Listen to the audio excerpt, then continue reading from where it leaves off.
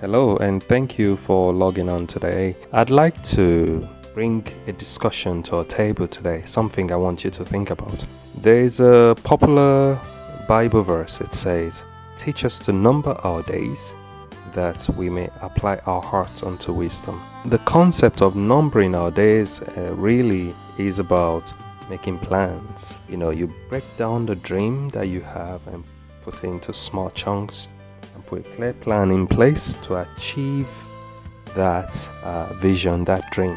There's a very interesting story in the Bible when God's people, the children of Israel, they'd been in the wilderness for 40 years or so, and it was about time for them to move away from that wilderness to the promised land.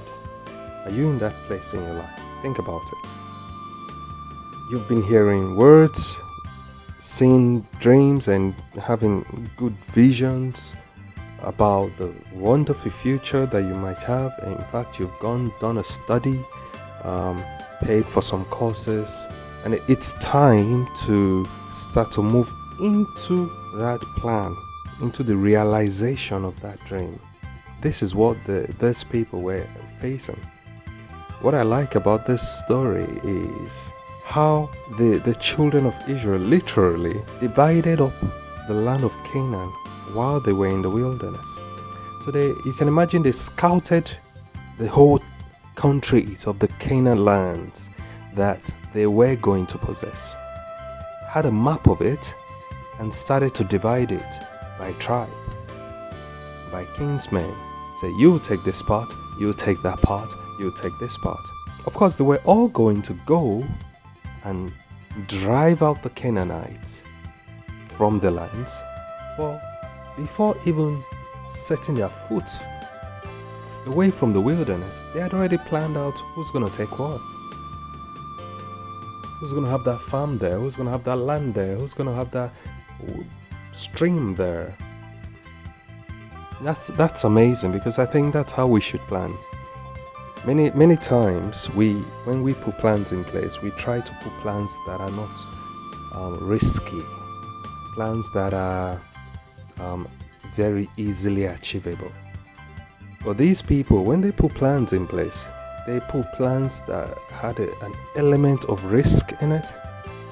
They put a plan in place that that was backed by their faith. So imagine you going to another man's territory to take the land from them. There's no rule for that, but they had faith and believed they could do it. So when we're putting plans in place, have this in mind. What's backing me, and therefore how big can my plan be? Don't plan for things that are, in quotes, easily achievable if God's putting in your heart something much bigger. Don't plan for small things. Go bigger. Go bigger. That's how to actually achieve a lot more than you realistically can achieve. I remember working on a project as a project engineer. The project may be worth $100 million, and every day I take my bag and go to work. But interestingly, all the funding for this project had not even been secured. We ran off on the idea that we modeled it. If you applied all these engineering principles, fund it, you'd achieve this outcome. And then we went to the government and said, we need money for that. Of course, the sponsors and project managers did all of that. And then they get some funding to say, okay, yeah, crack on. We'll give you the money later. But we didn't say, okay, well, we need all the money in our hand first. So that's the nature of a plan. When you put plans in place, be serious about it. Have you mapped out what your next 5 years will be like? You say, when it says, teach us to number our days, have you mapped out what your next 10 years will be like? If you're looking for a family, how many kids are you going to have? If you're looking to set up a business, How big is your business going to be? Remember when I said at the beginning, the children of Israel mapped out the Canaan lands and divided it. You can't divide it if you have not mapped it out. So you might need to go and understand how business even works before you start making a plan.